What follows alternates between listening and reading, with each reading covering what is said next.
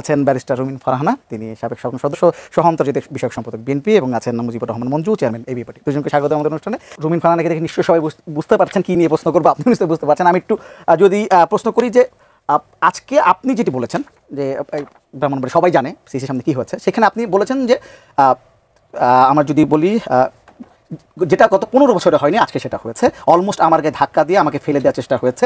যেই বিএনপির নেতাকর্মীদের জন্য 15 বছর লড়াই করলাম, তারা আমাকে এমন ধাক্কা দেয়। তো ঠিক আছে, ধাক্কার বদলে ধাক্কা আসবে, তাই না? সেটাই হচ্ছে, এটা হচ্ছে আপনার বক্তব্য। আর যিনি আসলে মারধরের অভিযোগ করেছেন এনসিপির যুগ্ম মুখ্য সংগঠক আতাউল্লাহ, তিনি যেটি বলেছেন যে রুমিন ফারহানা এবং তার গুন্ডা পান্ডারা বিভিন্ন সময় আমাকে ফোনে ও বিভিন্ন লোক দিয়ে বলেছে এখান থেকে সরে যেতে। আজকেও এখানে যখন আসি আমাকে পেছন থেকে টেনে বের করে দেওয়ার চেষ্টা করেছে। এক পর্যায়ে প্রবেশ করি, আমি যখন শুনানিতে দাঁড়াই, রুমিন ফারহানা আমাকে প্রথমে ধাক্কা দিয়ে ফেলে দেয়, আমাকে কথা বলতে দেয় নাই। তার যে গুন্ডা পান্ডা ছিল তারা আমাকে পায়ের নিচে ফেলে পিষ্ট করে, নির্মমভাবে মারধর করে। আপনি অভিযোগ করেছেন যে বিএনপি নেতাকর্মীরা যেখানে ছিলেন তারা আপনাকে ধাক্কা দিয়েছে, সেকে মাঝখানে এনসিপির একজন নেতা কিভাবে মার খেয়ে গেল? এই প্রশ্নটা আমারও। কেন আমার? এনসিপি লোকাল স্ট্যান্ডাই কি? লোকাল স্ট্যান্ডাই একটা লিগাল টার্ম, যেটা যে কোনো মামলা শুরুর আগে কোর্ট জানতে চায়, who are you, what is your locus standi, আপনি কেন এসছেন, আপনার এই মামলাতে আগ্রহের কারণ কি, আপনি কিভাবে সম্পৃক্ত। আমি যদি জিজ্ঞেস করি এনসিপি কিভাবে সম্পৃক্ত, এনসিপির তো নিবন্ধন এখনো হয় নাই। এই 3টা ইউনিয়ন বিজয়নগরের সঙ্গে থাকলেই বা কি, এই 3টা ইউনিয়ন সরাইলের সঙ্গে গেলেই বা কি, তাই না? সো আমি কল্পনাও করি নাই যে এনসিপি সেখানে উপস্থিত থাকবে। 1, 2 হচ্ছে যখন কমিশন আমাকে ডাকলেন, আমি কমিশনে নেক্সট টাইম আবার বক্তব্য দিতে দাঁড়ালাম, কারণ তাদের বিজয়নগরের পক্ষ থেকে খুবই এলোমেলো কথাবার্তার, মানে ছন্নছাড়াভাবে কেউ বিএনপির পক্ষ থেকে এসেছে, কেউ এনসিপি, কেউ ক্লিয়ারও করছে না কে কোন দলের পক্ষ থেকে এসেছে, ক্লিয়ারও হচ্ছে না, হই হট্টগোল হচ্ছে, তারা তাদের মতো করে বক্তব্য দিচ্ছে। আমি আবার উঠে দাঁড়ালাম, বিকজ আমার 2টার সময় কোর্ট ধরতে হবে। আমি উঠে দাঁড়ালাম যে আমি বক্তব্য দিই, কমিশন আমাকে পারমিশন দিল। আমি যখন গিয়ে পোডিয়ামে দাঁড়ালাম বক্তব্য দিতে, দেন হি পুশ মি, আ গায় উইথ বিয়ার, মানে একটা দাড়িওয়ালা ছেলে আমাকে পুশ করলো। পুশ করে কোর্টে যখন ধাক্কা দিল, তখন আমি ঘুরলাম পেছনে। প্রথম আলোর ভিডিওটাতে আপনারা এটা পাবেন। আমি ভেবেছিলাম বিষয়টি বিজয়নগরের পক্ষে যারা এসছে, যে বিজয়নগরের সাথে 3টা ইউনিয়ন থাকুক তাদের কেউ, সো আমি বলেছি বিএনপির নেতা কর্মীদের কেউ কেউ এটা করলেও করতে পারে। Then I realized after the entire incident that it has been done by a party which is not yet registered. তো এই আনরেজিস্টার্ড পার্টি কি করে গিয়ে পরিচয় গোপন করে, তারা কিন্তু পরিচয় দিচ্ছে না এনসিপি, কিন্তু তারা বক্তব্য দিতে চাইছে। ঠিক আছে, বক্তব্য দাও, কোনো অসুবিধা নেই, এলাকাবাসী হিসেবে বক্তব্য দিতে পারো, কিন্তু আমাকে ধাক্কা দিয়ে কেন? আমি তাদের চেহারা চিনি না, কিন্তু তারা তো সবাই আমার চেহারা চেনে।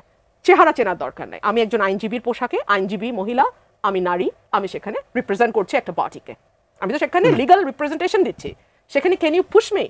সো অবভিয়াসলি পলিটিক্যাল ইয়েতে আমি তো মনে করি এখানে যারা বিজয়নগরে ছিলেন তারাও বিরক্ত হয়েছেন, যে কারণ দিন শেষে তো আমি বিএনপির নেত্রী, সো তাদেরও এটা খুব ভালো লাগবে না যে এভাবে আমাকে ধাক্কা দেয়া। 1, 2 হচ্ছে উনি যে মারধরের অভিযোগ করছেন, এখন তো আমার কাছে আস্তে আস্তে ক্লিয়ার হচ্ছে আমার এই কর্মীদেরকে, হরসপুরের কর্মীদেরকে এইভাবে আহত কারা করেছে। আজকে যে আমার গায়ে হাত তুলতে পারে যেই দল, সেই দলের পক্ষে তো এই ধরনের ঘটনা ঘটানো সম্ভব, তাই না? এগুলো আমি কমিশনে জমা দেব। সো এই হচ্ছে কাহিনী। আপনি খেয়াল করবেন এনসিপি খুব খুব চতুরতার সঙ্গে একটা দিকে এগোচ্ছে। বিএনপিতে যারা ভয়েস, যারা বিএনপিকে খুব স্ট্রংলি রিপ্রেজেন্ট করে, যারা বিএনপিকে 15 বছর ধরে ক্যারি করেছে, তাদেরকে শেষ করে দেওয়া। ফর এক্সাম্পল, আপনি লক্ষ্য করবেন অসম্ভব জনপ্রিয় নেতা আমাদের মির্জা ফখরুল ইসলাম আলমগীর, তাকে নির্বাচনের কথা বলে ইন্ডিয়ার এজেন্ট, রয়ের এজেন্ট বলা। সালাউদ্দিন আহমেদ, তাকে মেলাইন করা, আমাকে মেলাইন করা, অর্থাৎ যারা বিএনপির ভয়েস তাদেরকে মেলাইন করা, বিকজ দে নো যে তাদের মাঠের পরিস্থিতি খুব খারাপ। বিএনপির বয়ানটা যারা তৈরি করে, কিংবা বিএনপির যেই গ্রুপ অফ পিপলকে দেখে সাধারণ মানুষ বিএনপির প্রতি অ্যাট্রাক্টেড হয়, তাদেরকে আঘাত করা তাদের। এবং আমি এখানে আরেকটা কথা বলতে চাই, বিএনপির কিছু কিছু নেতা হয়তো তাদের সাময়িক স্বার্থ সিদ্ধির জন্য কখনো তাদেরকে পয়সা দিয়ে নিয়ে আসে, কখনো তাদেরকে দিয়ে ব্যবহার করে নিজেদের প্রয়োজনে। এগুলো তো আমরা বুঝতে পেরেছি মিটিং থেকে বেরিয়ে আসার পর। এই বিষয়টা আরো কথা বলবো আপনার সাথে। আমরা একটু ছোট্ট করে তারপরে সেখানে এনসিপি নেতা হাসনাত আব্দুল্লাহ একটা প্রতিক্রিয়া দিয়েছেন তিনি। আমরা প্রতিক্রিয়া শুনে আসি, তারপরে আমি একটু আলোচনা আসছি। সাংবাদিক ভাইরা, আমরা এই নির্বাচন কমিশনের বস্তুনিষ্ঠ আচরণ, হাসিনা বলতো 20টা হুন্ডা 10টা গুন্ডা, নির্বাচন ঠান্ডা। এই হুন্ডা গুন্ডার রাজনীতি বাংলাদেশে আর পুনর্স্থাপিত হবে না। আমরা এই গুন্ডার রাজনীতি আমরা ভারতে পাঠিয়ে দিয়েছি। এখন এই রুমিন ফারহানারা যদি সেটি আবার বাংলাদেশে রিহ্যাবিলিটেট করতে চায়, তাহলে হাসিনার প্রতি তাদের যে আন্তরিকতা, তাহলে হাসিনা যেখানে আছে তাদেরকেও সেখানে চলে যেতে হবে। আমি একটু যুক্ত করি। আপনি খেয়াল করছিলেন উনি যখন বক্তব্য দিচ্ছেন পেছন থেকে রব উঠছে, ঠিক ঠিক। এই গুন্ডা বাহিনী যদি আমি নিয়ে যেতাম, আমি তো একটা 10 মিনিটের প্রেস ব্রিফিং করেছি, পেছন থেকে কেউ চিৎকার করে বলেছে ঠিক ঠিক? বলে নাই। গুন্ডা কারা পালে, গুন্ডা কারা রাখে, গুন্ডা কারা নিয়ে চলে, গুন্ডা নিয়ে কারা নির্বাচন কমিশনে যায়, খুব পরিষ্কার। 1 না 2। আমি যখন শেখ হাসিনার মুখের উপর দাঁড়িয়ে পার্লামেন্টে বলেছিলাম এই সংসদ অবৈধ, তখন হাসনাত আব্দুল্লাহ বঙ্গবন্ধুর উপর রচনা লিখে সেটা পাঠ করছিল বিশ্ববিদ্যালয়। সার্জিস আলম একটা চোরের মতো শেখ হাসিনার সামনে এভাবে দাঁড়িয়েছিল। ওই ছবিগুলো আমাদের কাছে আছে, আমরা ভুলি নাই। আমি একটু মনির ভাই আপনার কাছে একটু জানতে চাইবো, আপনি তো দুজনের বক্তব্য শুনলেন, আপনি যদি একটু এই বিষয়ে আপনার মন্তব্য দেন। তো ধন্যবাদ আপনাকে।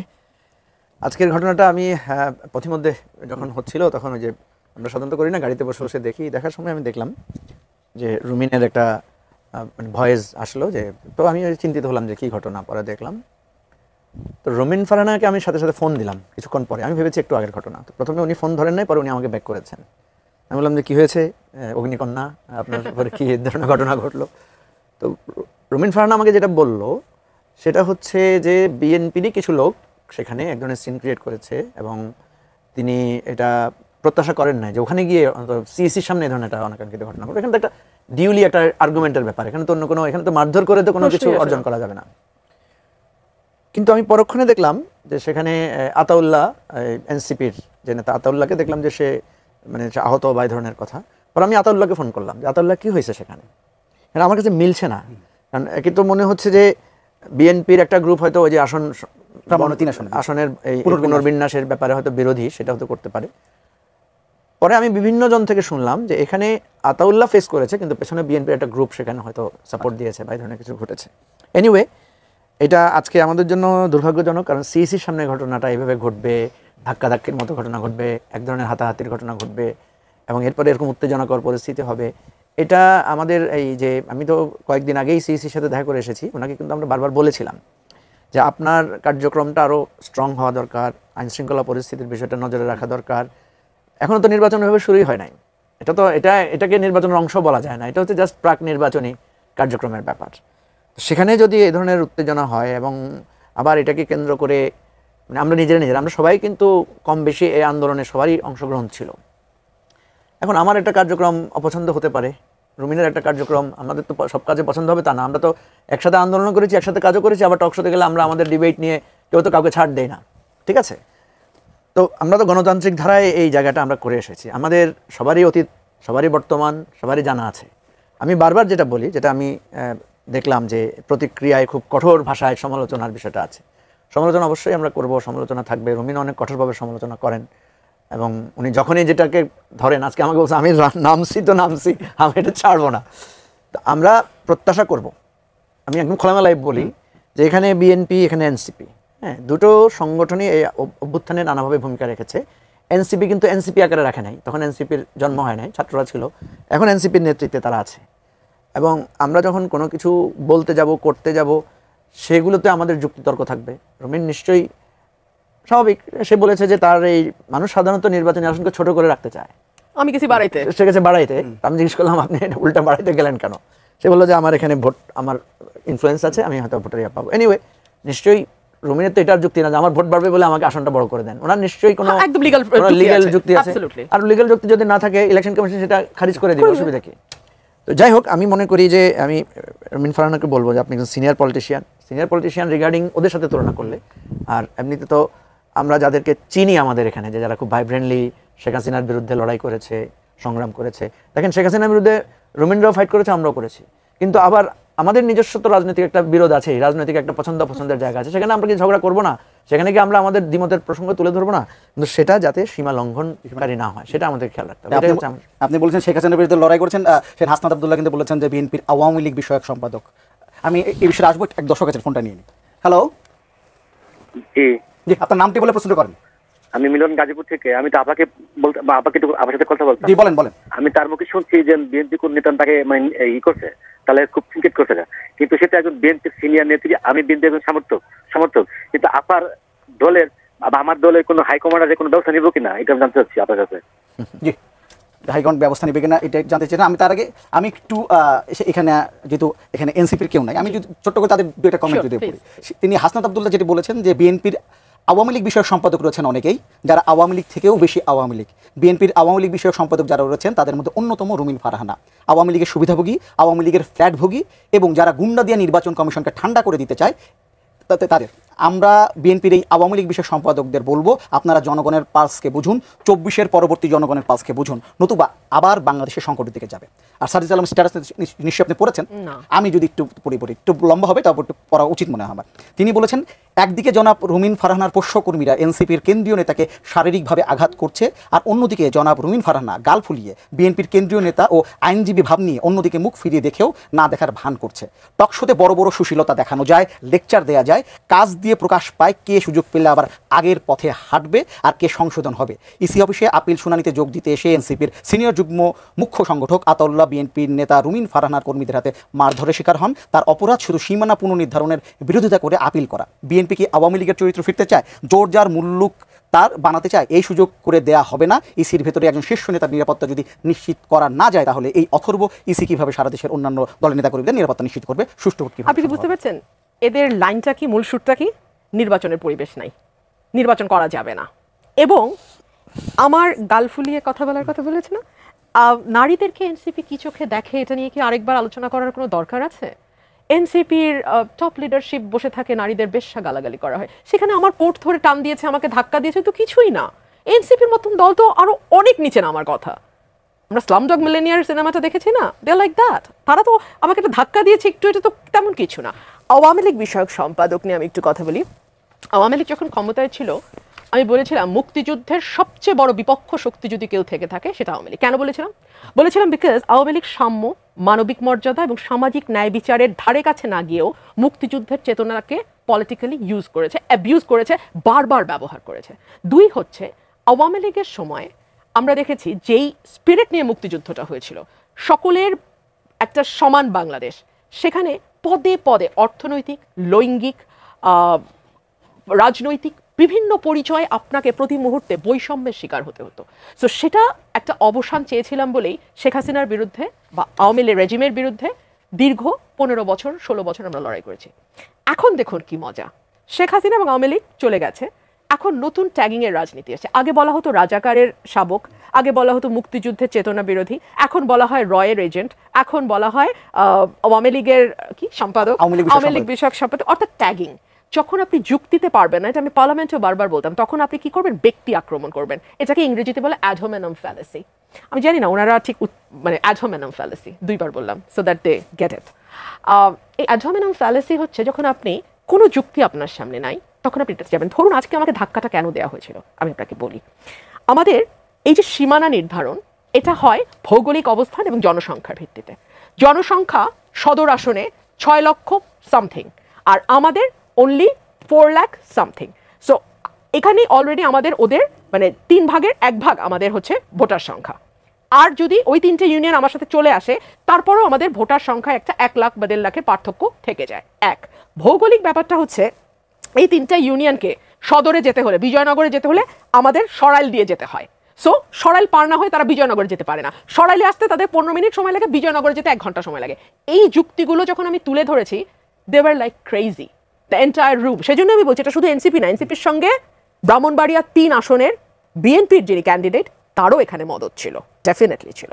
এবং সেই মদদের ধাক্কা 5 লাখ টাকাও কেউ কেউ বলছে, কেউ কেউ 10 লাখ টাকা বলছে। মদত কি ফর্মে গেছে আমি জানি না, তবে মদত ছিল। না হলে একজন মহিলাকে ধাক্কা দেওয়ার সাহস টাকার শক্তি না হলে হওয়ার কথা না। রুমিন ফারহানা, আপনি তো সিনিয়র নেতৃত্ব, আপনি সেখানে কি এই অপ্রীতিকর অবস্থাটা ঠেকাতে পারতেন কিনা? আমি আপনাকে খুব চমৎকার প্রশ্ন করেছেন। আমি খুব অল্প মানুষ নিয়ে গেছি, কারণ আমি ভেবেছি, কারণ আমি I dressed up as a law and I presented my case as a lawyer. আমি আইনজীবী হিসেবে গেছি এবং আদার সাইডেরও কিন্তু আইনজীবী ছিল, তাদেরও 2জন আইনজীবী বক্তব্য রেখেছে। এটা কি ওখানে শেষ হয়ে যেত না? তাদেরও আইনজীবী বক্তব্য রেখেছে। তারপরে কেন এই বক্তব্য লিঙ্গার হতে থাকলো যে একটা পর্যায়ে আমাকে আবারও সময় চাইতে হলো এবং তারপরে আমাকে ধাক্কা খাইতে হলো।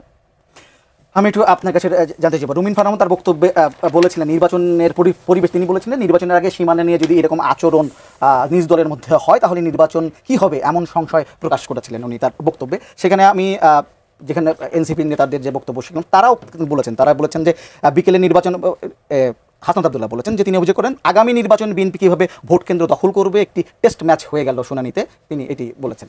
না, আমি এনসিপি বা হাসনাত আব্দুল্লাহর বক্তব্যটাকে দেখি যে তারা, ধরেন আমরাও কিন্তু সিরিয়াসলি ক্রিটিক করি ইলেকশন কমিশনকে, আমরা বিএনপিকে ক্রিটিক করি ডিউ টু আমাদের কাছে মনে হচ্ছে যে বিএনপি এজ এ তার অ্যাক্টর আকারে সে একটা বড় দল, প্রভাবশালী দল আকারে হাজির আছে। আমি সংখ্যাগুলোকে যখন সামনে আনবো, এর মানে এটা না যেটা রুমিন ফারহানা বারবার বলছেন যে ইলেকশন হবে না, ইলেকশনকে, বিষয়টা হয়তো সেরকম না। বিষয়টা হচ্ছে যে আমি আমার শঙ্কাটা বোধ করছি এই জন্য যাতে প্রশাসন বা গভর্নমেন্ট যাতে একটা প্রিকশন নিতে পারে। আমি তো আশঙ্কা বোধ করছি, এবং আশঙ্কার মধ্যে কিন্তু অমূলক না। আপনি দেখেন, আমি ইলেকশন কমিশনকে বলেছি যে ইলেকশনের প্রথম ধাক্কাটা হবে আপনি যখন শিডিউল ঘোষণা করবেন, ডেফিনেটলি তখন পার্টিগুলো নমিনেশন পেপার বিক্রি করবে। বিএনপির কথা আপনার খেয়াল থাকার কথা, 2018 সালে বিএনপি একটা মানে খুব বিপদগ্রস্ত অবস্থা ছিল, তারপরেও বিএনপির নমিনেশন বিক্রি হয়েছে হাইয়েস্ট, আওয়ামী লীগের যাতে বেশি বিক্রি হয়েছিল। এবারে কি হবে? সাধারণভাবে আমরা ধরে নিতে পারি এবার বিএনপির জন্য অনেক অনুকূল পরিবেশ, তাহলে এবার গতবার 5,000 বা 6,000 বিক্রি হয়েছে, এবার 8-10 হাজার বিক্রি হতে পারে, নাম্বার 1। এবং এই যে লম্বা প্রার্থী জট তৈরি হয়েছে, সরি, কারণ পুরনো নেতারাও আছেন, আর এই 10 বছরে যারা লড়াই করেছেন তাদেরও তো একটা ভ্যালু তৈরি হয়েছে পার্টির মধ্যে। তো বিএনপি যদি আগে 4 জন প্রতিদ্বন্দ্বী থাকতো, এবার দেখাতে পারে 5 জন বা 6 জন হয়েছে। এবং এই একটা প্রথম ধাক্কাটা আমাদের যেটা আসবে সেটা হচ্ছে বিএনপির এই নমিনেশন ফাইনাল নিয়ে প্রচুর পরিমাণে এলাকাগুলোতে উত্তেজনা তৈরি হবে, যার একটা ছোট্ট ঘটনা তো আজকে আমরা দেখলাম। এবং এটা নানা রূপে আসবে, যেটা রুমিন বলছেন যে এটা এনসিপির ব্যাক নানা ধরনের ইকুয়েশন আছে, এটা হতে পারে। ইভেন আমি তো এমনও আশঙ্কা করি যে এই ঝগড়ার মধ্যে আওয়ামী লীগও ঢুকে যেতে পারে। ঠিক আছে, দুই পক্ষের ঝগড়াতে আমি একটু আগুন দিই, বাতাস লাগাই, এগুলো আমাদের প্রথাগত চরিত্র। তো সুতরাং এবারে নির্বাচনের প্রথম যেই হার্ডেলসটা আমাদেরকে, যে রিলে রেস আমরা একটার পর একটা হার্ডেলস পার করি না, একটা হার্ডেলস হচ্ছে বিএনপির আভ্যন্তরীণ গন্ডগোল বা মারামারি বা প্রার্থী সিলেকশন নিয়ে যেটা হবে সেটা। এবং সেটা নিয়ে কিন্তু মানুষ বুঝবে যে, যেমন ধরেন আমি যদি আজকে প্রশ্ন করি, আজকে এখানে যে ঘটনা ঘটেছে সেখানে কি আইনের ব্যত্যয় ঘটেছে? আইন শৃঙ্খলা রক্ষার তো, নাহলে আপনারা আজকে সেকেন্ড লিড করলেন কেন? নিশ্চয়ই এটা কি নিয়ে কোনো মামলা হয়েছে? পুলিশ কি কাউকে গ্রেফতার করেছে? রুমিন নিজে কমপ্লেন করছে, তাকে ধাক্কা দিয়েছে। আতাউল্লাহ কমপ্লেন করছে, তাকে ধাক্কা দেওয়া হয়েছে। আতাউল্লাহ আমাকে বলেছে যে তাকে বেদমভাবে মারা হয়েছে, সে আহত হয়েছে। যেই করুক, প্রতিক্রিয়া করুক আর যেভাবে করুক, এখানে তো এক ধরনের মানে কাজ সামনে বাংলাদেশের প্রধান নির্বাচন কমিশনের সামনে, সেখানে আরও প্রশাসনিক কর্মকর্তা তাদের সামনে ঘটেছে। এখন আপনি যদি 2 দিন পরে দেখা যায় যে এখানে কোনো মামলাও হয় নাই, কারোর বিরুদ্ধে কোনো ব্যবস্থাও নেওয়া হয় নাই, এবং এটা আরও বেশি উত্তেজনার দিকে যাচ্ছে, অলরেডি উত্তেজনার দিকে তো যাচ্ছে, পাল্টাপাল্টি বক্তব্য, ধার কত বেশি, ভার কত বেশি, আপনি বুঝতে পারছেন। তাহলে এই যে ইলেকশনে আমরা কীভাবে বুঝবো যে ইলেকশনের দিন যদি কেউ আমার বাক্স নিয়ে যায়, কেউ যদি এসে, ধরেন রুমিন ফারহানা তো প্রার্থী, ইলেকশন করবে, আমরা নিজেও তো প্রার্থী, আমি যদি আমার কেন্দ্রে যে আমাকে কেউ ধাক্কা দেয়, আমার 2টা কর্মী তো এসে আর আমাকে প্রোটেক্ট করার চেষ্টা করবে, পাল্টা ধাক্কি হবে, তখন যদি প্রশাসন কোনো ব্যবস্থা না নেয় তাহলে নির্বাচন তো প্রশ্নবিদ্ধ হবে। আমি বারবার বলি, নির্বাচন হয়তো একটা হবে, কিন্তু সেই নির্বাচন যদি সুষ্ঠু না হয়, সেই নির্বাচন যদি গ্রহণযোগ্য না হয়, সেই নির্বাচন যদি মানুষের কাছে প্রশ্নবিদ্ধ হয়, তাহলে তো আমাদের কোনো লাভ নাই। তাহলে তো আমরা আরেকটা জটিল সংকটের মধ্যে পড়বো। ডে 1 থেকে দেখা যাবে এই নির্বাচনকে আমরা প্রশ্নবিদ্ধ করবো, মামলা হবে, একজন আরেকজনকে মানবো না, পার্লামেন্টকে অবৈধ বলবো, পার্লামেন্টকে নানাভাবে আমরা ব্লেমিং করবো। সো আজকের ঘটনাটাকে একটা কেস স্টাডি হিসেবে নিয়ে আমার দাবি থাকবে ইলেকশন কমিশনকে নেক্সট টাইমে আপনার যতগুলো শুনানি হবে সেখানে আপনি এটা নিয়ন্ত্রণ করবেন। বাইরের লোক ঢুকবে কেন? এতগুলো লোক আসলো কেন? এখানে তো শুধু মানে ডায়ালগ এবং ডিসকাশন। ব্যর্থতা ইলেকশন কমিশনকে ব্যর্থতা দেখছেন এখানে? অবশ্যই, কারণ ইলেকশন কমিশনে আমরা তো গিয়েছি, আমরা দেখছি আমাদেরকে 5 জনের বেশি ঢুকতে দেয় নাই। আমার সাথে তো আমার অনেক কর্মী বাহিনী গিয়েছিল, তা তো ঢুকতে পারে নাই। তাহলে আজকে ওখানে শুনানির মধ্যে এতগুলো লোক ঢুকলো কেন? আচ্ছা ব্যারিস্টার আপনি বলেন, এতগুলো লোক ঢুকলো কেন? আমি খুব অবাক হয়েছি, আমি জানি না, আমি তো গেছি 2-3 জন নিয়ে, আমি তো জানি না। তাহলে এখানে এতগুলো লোক ঢুকলো কোথা কেন? থেকে আসলে কার উপর ঝাপালো? তো এই জিনিসগুলো তো ইলেকশন কমিশনকে দেখতে হবে। আচ্ছা, আমি একটা বিষয় আপনাদের একটু দৃষ্টি আকর্ষণ করি। আমারকে যে ধাক্কা দেওয়া এনসিপির মতন একটা দল, যাকে আমি স্লাম ডগ বলছিলাম একটু আগে, কেন বলছিলাম? এনসিপির যুগ্ম সদস্য সচিব হুমায়রা নূর, উনি একজন মহিলা এবং উনি এনসিপির যুগ্ম সদস্য সচিব। উনি লিখেছেন ওনাকে কে ধাক্কা দিবে? উনিও না, অনি নিজেই পুরুষ মানুষ হাতানোর চান্স ছাড়েন না। This is there level. So এই বস্তির সঙ্গে আমাদের পলিটিক্স করতে হচ্ছে, এবং পলিটিক্স এখন বস্তির হাতে গেছে। আলোচনা করলাম, আপনার যদি শেষ কোনো বক্তব্য থেকে আমরা অন্য কোনো বিষয় নিয়ে আলোচনা করতে। আমরা যারা গণ অভ্যুত্থানের আগের 15টা বছর, আমি, মঞ্জু ভাই, জুনায়েদ সাকি, বিএনপির অসংখ্য নেতাকর্মী, আমরা যারা লড়াইটা করেছিলাম, আমরা একটা বেটার বাংলাদেশের জন্য লড়াইটা করেছিলাম। আমরা একটা বৈষম্যহীন, একটা সুস্থ বাংলাদেশের জন্য লড়াইটা করেছিলাম। একদল বস্তির মতন মবের হাতে বাংলাদেশ যাবে, এটা আমরা স্বপ্নেও ভাবি নাই। এই জায়গাটা আমাদের খুব দুঃখের জায়গা। ধরুন যেই এনসিপির যুগ্ম সদস্য সচিব এত নোংরা কুৎসিত কথা আরেক দলের নেত্রী সম্পর্কে বলতে পারেন, লিখতে পারেন, ফেসবুকে স্ট্যাটাস দিতে পারেন, সেই রকম একটা দল বাংলাদেশের রাজনীতি করছে। আমি জানি তারা নিজেরাও জানে যে তাদের কোনো ভোটার বেস বলতে কিছু নাই, এই কারণে নির্বাচনটা যত মানে পিছনে ফেলা যায়, যত ডিলে করা যায় সেইটার চেষ্টা। নাহলে আজকে আমি একটা ভিডিও লাস্ট শেয়ার করেছি, প্রথম আলোর একটা ভিডিও, যেখানে আপনি দেখবেন যে কিভাবে আতাউল্লাহ, আমি নামও জানতাম না, আতাউল্লাহ উড়ে এসে আমাকে টেনে নামাতে গেছে, সেই ভিডিওটা প্রথম আলোর ওখানে গেছে। তারপরে নির্বাচন কমিশনের লোকজন এবং পুলিশ এসে তাকে ধরে নিয়ে যায়। তো এইরকম একটা বস্তির হাতে বাংলাদেশ এত 1 বছর ধরে জিম্মি, 1 বছর ইজ আ লং টাইম, দুঃখজনক। একজন দর্শক ফোন করে বলেছিলেন যে বিএনপির যারা হাইকমান্ড আছে তারা এটা নিয়ে কোনো আপনার সাথে কথা বলেছে কিনা? না, বিএনপির হাইকমান্ডের সাথে আমার কথা বলার সময় হয়নি, সুযোগও হয়নি, এবং আমার লড়াইটা তো আমি করবো, প্রত্যেকের যার যার লড়াই তাকে করে যেতে হবে। I am fighting my own battle. এখানে দল আমার পাশে দাঁড়ালে আমি খুশি হব। আচ্ছা, আমি একটু অন্য বিষয় নিয়ে যেতে চাই। মুজিবুর রহমান, আপনার কাছে দিয়ে শুরু করি। আজকে আরেকটি বড় ঘটনা হচ্ছে পাকিস্তানের উপপ্রধানমন্ত্রী এবং পররাষ্ট্রমন্ত্রী তার যে বাংলাদেশ সফর, তিনি আজকে অনেকগুলো খালেদা জিয়ার সঙ্গে দেখা করেছেন, তিনি পররাষ্ট্র উপদেষ্টার সঙ্গে মিটিং করেছেন। যেটি হচ্ছে যে পাকিস্তানের পররাষ্ট্রমন্ত্রী দাবি করছেন যে 71-এর ইস্যুর মীমাংসা হয়ে গেছে, আর বাংলাদেশ উপদেষ্টা যিনি আছেন, পররাষ্ট্র উপদেষ্টা, তিনি বলছেন যে না, তিনি বলছেন যে আমরা চাই যে 71-এর জন্য গণহত্যার জন্য তারা ক্ষমা চাক, তারা এটা দাবি আছে। এবং তারা বলছেন যে আসলে এই 45-54 বছরের সমস্যা একদিনে হবে না, ধীরে ধীরে হয়তো সমস্যা সমাধান হবে। আমার কাছে একটা ব্যাপার আছে, এর আগে যখন দেখতাম আমরা আওয়ামী লীগ, আমি বলছি বাংলাদেশ মানে পুরোটাই যেন ভারতের কেন্দ্রিক আমরা করতাম। এখন আবার যখন পট পরিবর্তন হলো, এখন আমরা দেখছি যে মোটামুটি যা কিছু হতো অনেকটা পাকিস্তান যেন সামনে চলে আসছে সবকিছু মিলে। এই বিষয়টা আসলে কি হয় না, আমি ওই লাস্ট কথাটা যেটা রুমিন ফারহানা যেটা বললেন সেটাকে একটু টাচ করে পরের আপনার প্রসঙ্গটা যাব। প্রথম কথা হচ্ছে, দেখেন, একটা অভ্যুত্থানে যারা নেতৃত্ব দিয়েছে ছাত্ররা, আমি সবসময় এটা বিএনপি নেতৃবৃন্দকে এটা বোঝানোর চেষ্টা করি যে আপনারা এই তরুণদেরকে আপনারাই তো সাহায্য করেছেন, আপনারা কিন্তু এদেরকে প্রশ্ন করেন নাই যে তোমরা কোত্থেকে আসছো, তোমাদের রুট কি, তোমরা হঠাৎ করে এসে এত বড় আন্দোলন কীভাবে করলা। আপনারা বরং তাদেরকে সহমর্মিতা দিয়েছেন, সহযোগিতা দিয়েছেন, তাদেরকে ইভেন রাজপথে নেমে সর্বাত্মকভাবে সবাই, বিএনপি, জামাত, হেফাজত, আমরা সবাই মিলে করেছি।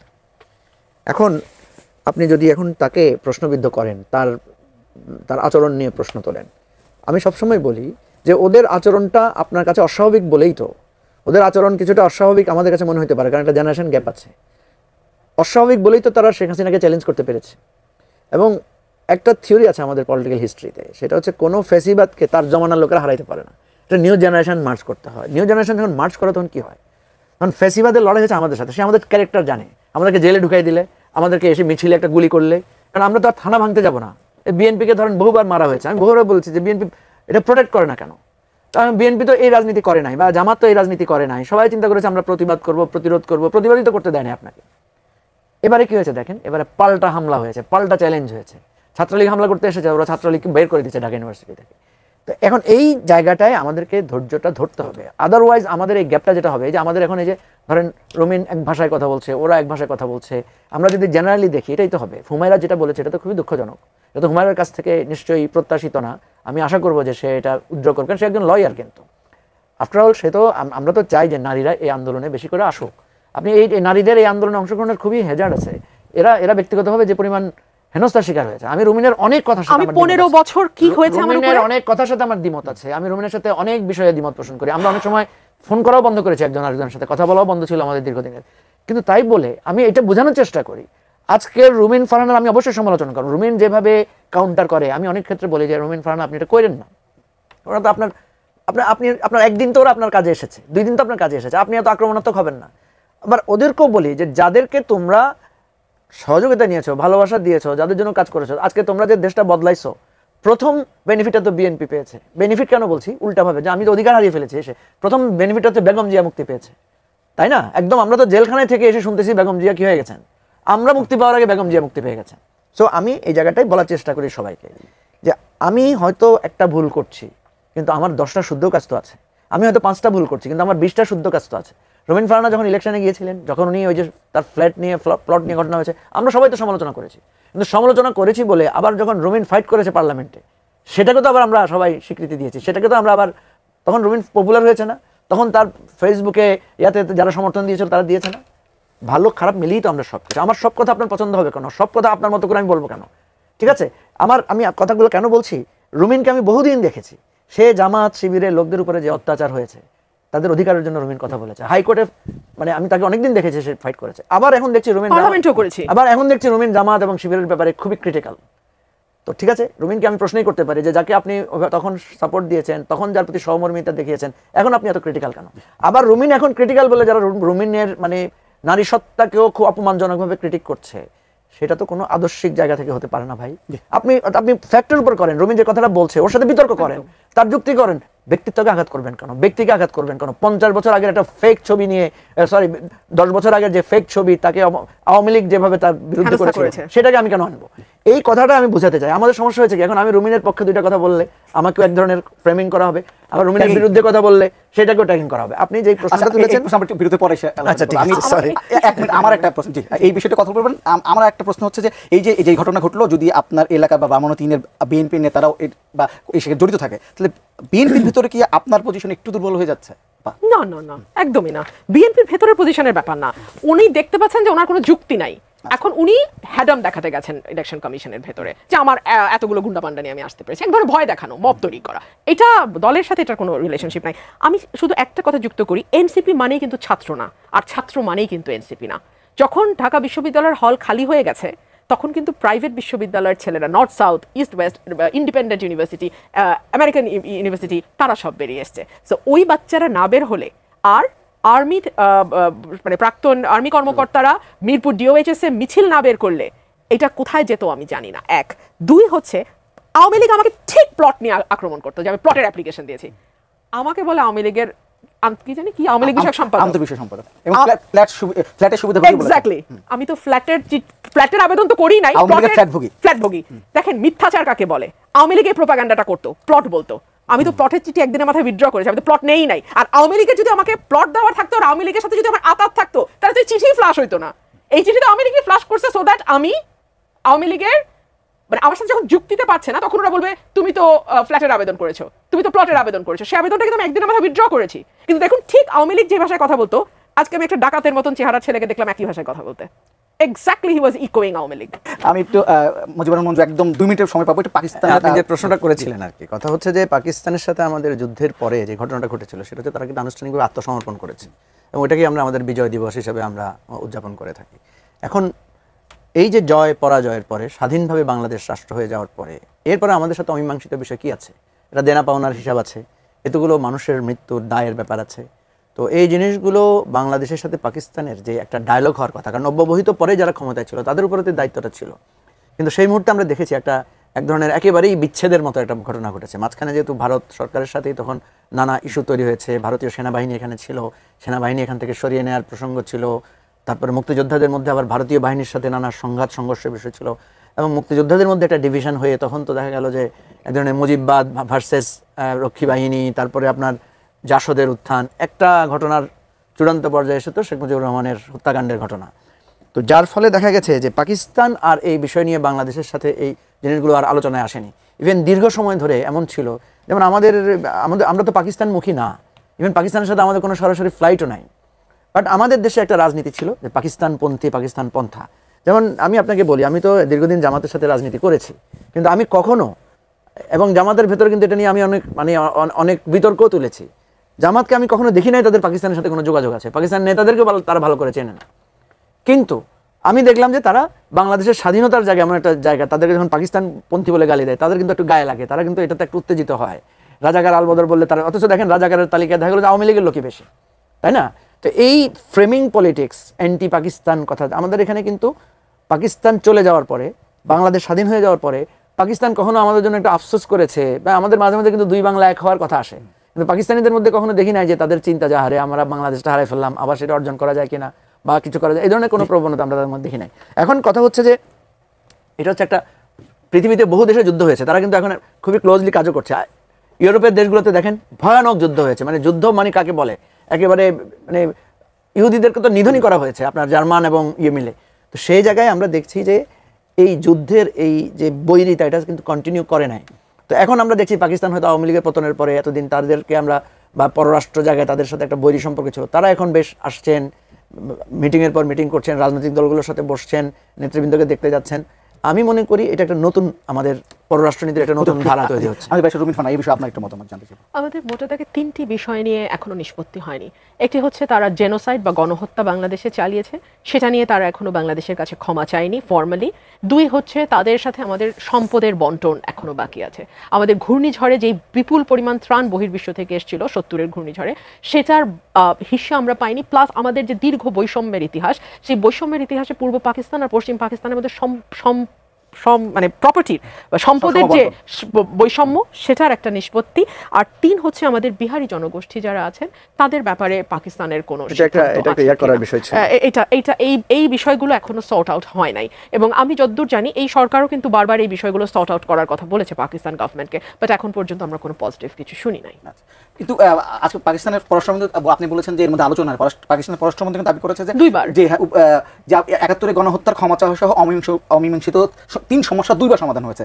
1974 সালে ভুট্টো সাহেব যখন দেশে এসেছিলেন এবং 2000 সালে পারভেজ মোশাররফ যখন বাংলাদেশে এসেছিলেন, তিনি বলেছেন যে সমাধান হয়ে গেছে। না, এখন ধরেন ওইটাই তো বললাম যে ভুট্টো যখন বাংলাদেশে এসেছে তাকে তো রিসেপশন দেওয়া হয়েছে, যার সাথে আপনি যুদ্ধ করেছেন। ভুট্টোই তো দায়ী, বাংলাদেশের এই সংকটের জন্য প্রধান দায়িত্ব জুলফিকার আলী ভুট্টো। কিন্তু সেই জুলফিকার আলী ভুট্টোকে যখন রেড কার্পেট সম্বর্ধনা দেওয়া হয়েছে, তখন তো এই আলোচনাগুলো